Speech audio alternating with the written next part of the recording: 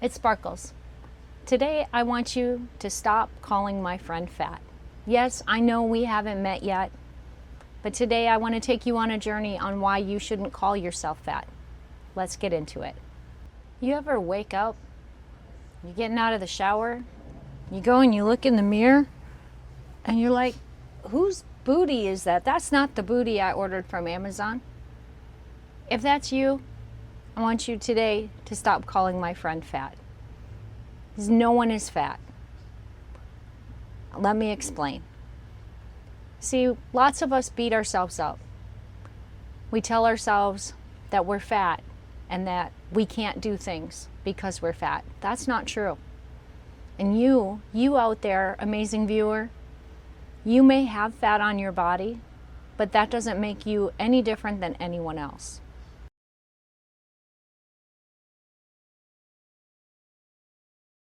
And just to make one thing clear, I am not a doctor, I'm not a nutritionist, I'm not a professional. I'm just a human being that was carrying more weight than they wanted to carry, and I did some things to change my journey. Maybe my ideas can help you with your journey. See, people that are carrying more fat on their body, that doesn't make them fat. Fat is an inert object. It's just a blob. That's not you. What if we change those words? Some people have more stored energy than others. And if you want to release some of that stored energy, there are things you can do. You can try. But sometimes no matter what you do, there's other issues. And in our society, we tend to look at people differently that are carrying more excess stored energy than other people. And that's not right. And it starts with you. I want you to stop beating up my friend. I know we haven't met yet, but maybe we can be good, weird internet friends. I want to help you look at your beautiful body a little bit differently.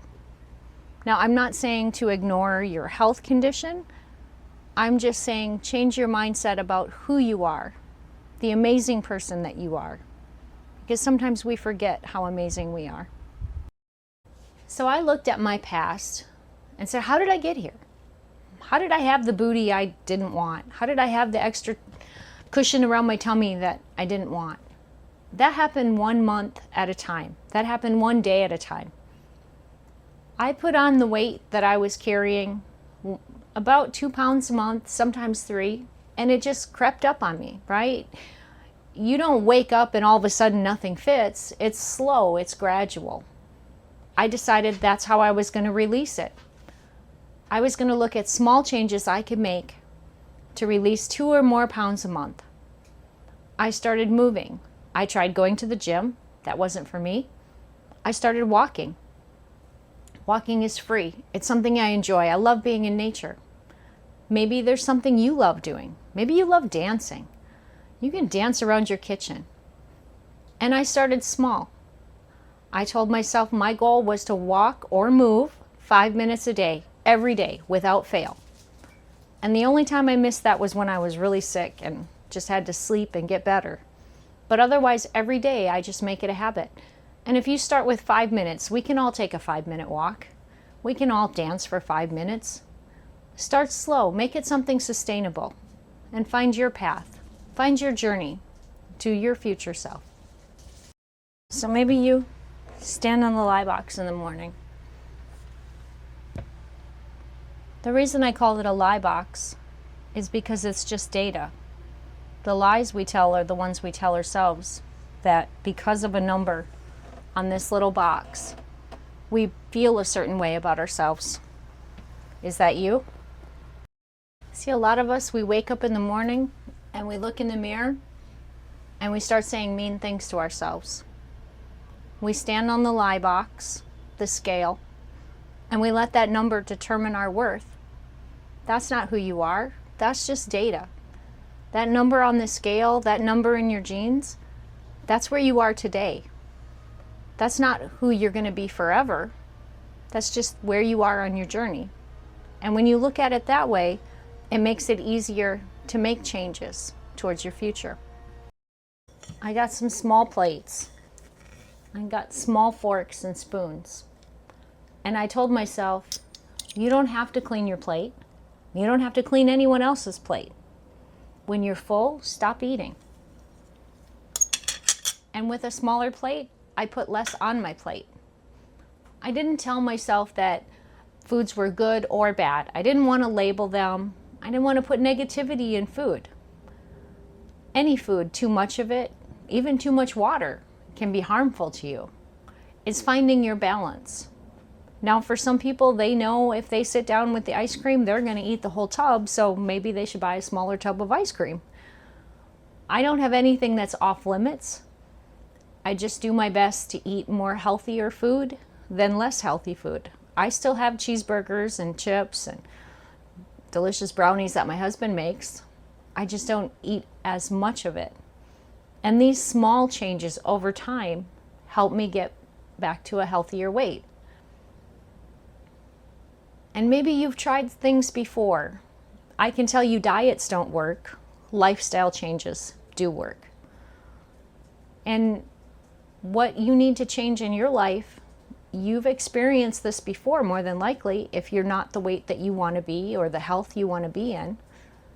What if instead of focusing on the number on the scale, you focused on how you feel?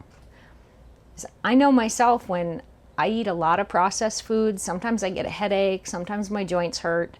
When you start paying attention, how do you feel after you eat something? Then you can make a decision.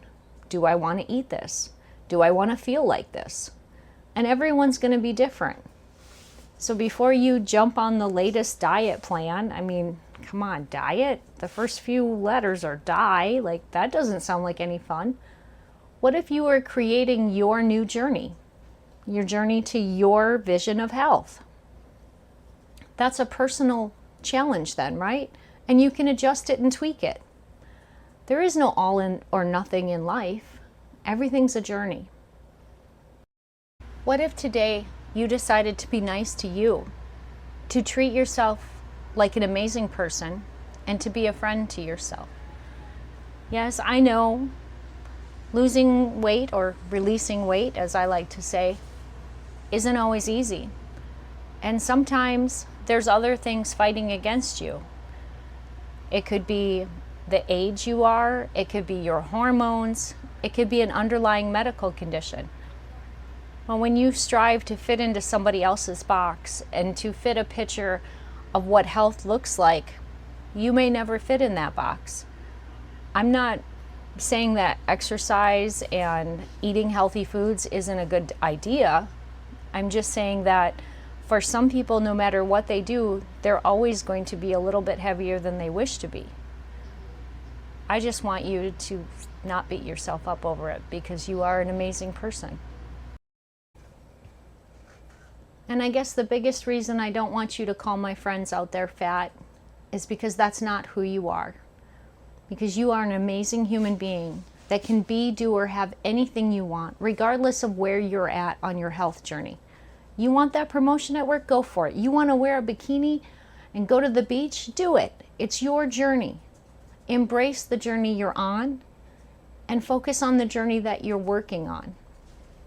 Because the only thing standing between you and what you want is you and the decisions you make today towards your future. So thank you for being part of my journey. I'm sending you light and love and a bucket of sparkles, that today you will stop calling my friend fat. And if it's time for you to work on your health journey, that you'll find what works for you and see where you'll be in the future.